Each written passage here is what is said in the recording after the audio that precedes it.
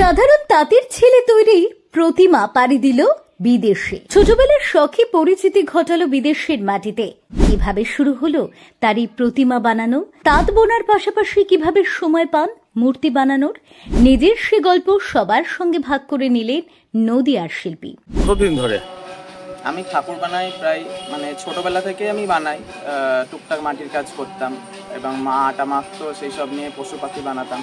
তারপরে ঠাকুর বানানোর প্রতি একটা আকর্ষণ আসে, পাড়ায় ঠাকুর বানানো দেখতাম, সেগুলো দেখে একটা আকর্ষণ আসে। সেই থেকে মাটি নিয়ে খেলতে খেলতে মোটামুটি এখন একটা জায়গায় চলে এসেছি প্রতিমা তৈরিতে। ছোটবেলায় মায়ের মাখা আটা দিয়ে জীবজন্তু করা তাঁতির ঘরের ছেলে এখন মস্ত বড় শিল্পী। সোশ্যাল মিডিয়ায় হাত ধরে জেলা রাজ্য ছাড়িয়ে তার তৈরি মিনিয়েচার পাড়ি দিচ্ছে দেশে বিদেশে। তাঁত বোনার মতন সারাদিন হাড় ভাঙা খাটুনির মাঝেও কিছুটা ফাঁকার সময় হাতে পেতেই বানিয়ে ফেলেছেন আস্ত এক প্রতিমা, যা এবার পাড়ি দেবে বিদেশেও।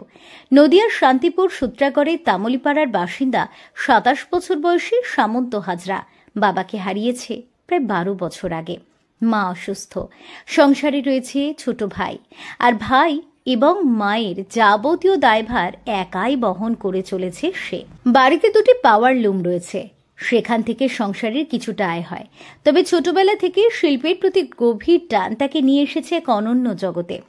শখের বশে শুরু হলেও এখন মিনিয়েচার মূর্তি তৈরি তার পেশা, পরিচয়ের কেন্দ্রবিন্দুও বটে। তার তৈরি এই মূর্তিগুলি সম্পূর্ণ হাতে তৈরি। হ্যাঁ, কোনো ছাঁচ ব্যবহার করে না সে, কেবলমাত্র সলিড মাটির উপর নির্ভর করে সূক্ষ্ম শিল্পকর্ম ফুটিয়ে তোলা। তার এই প্রতিটি মূর্তি তৈরিতে সময় লাগে অনেকটা, কারণ সম্পূর্ণ মূর্তিটি ধৈর্য ধরে নিখুঁতভাবে গড়ে তুলতে হয়, আর সে কারণে দাম তুলনামূলকভাবে কিছুটা বেশি। জানা গিয়েছে এবছর তার তৈরি দুর্গা মূর্তিটি চন্দননগরে যাচ্ছে। ১ মাসেরও বেশি সময় ধরে চলেছে সূক্ষ্ম সে কাজ। সামন্তের তৈরি মূর্তি ইতিমধ্যেই দেশের বিভিন্ন প্রান্তে পৌঁছে গিয়েছে। কলকাতা, দুর্গাপুর থেকে শুরু করে দেশের নানা প্রান্তে তার শিল্পকর্ম সাদরে গ্রহণ করেছে মানুষ। না, শুধু দেশে নয়, বিদেশেও পাড়ি দিয়েছে তার প্রতিভার ছাপ। সম্প্রতি তার তৈরি একটি লক্ষ্মী মূর্তি আমেরিকায় পৌঁছেছে।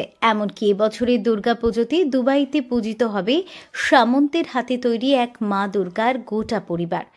আসলে মা দুর্গার সাথে সেই মূর্তিতে তার সন্তানেরাও রয়েছেন।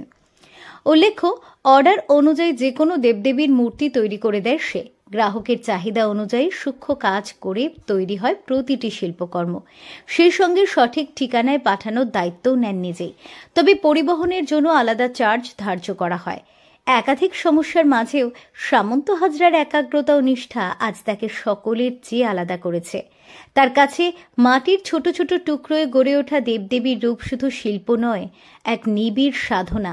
শান্তিপুরের এই তরুণ শিল্পী আজ প্রমাণ করেছেন, সীমিত সম্পদেও শুধুমাত্র প্রতিভার জোরে বিশ্বমঞ্চে পৌঁছে দেওয়া যায় বাংলার ঐতিহ্যবাহী শিল্পকে। ফেরো রিপোর্ট, টক টু টাইম। হ্যাঁ, ছোটবেলা দিয়ে রাত্রিতে আমি যখন আটা মাখতাম, তখন ওই আটা দিয়ে না এটা ওটা সেটা বানাতো।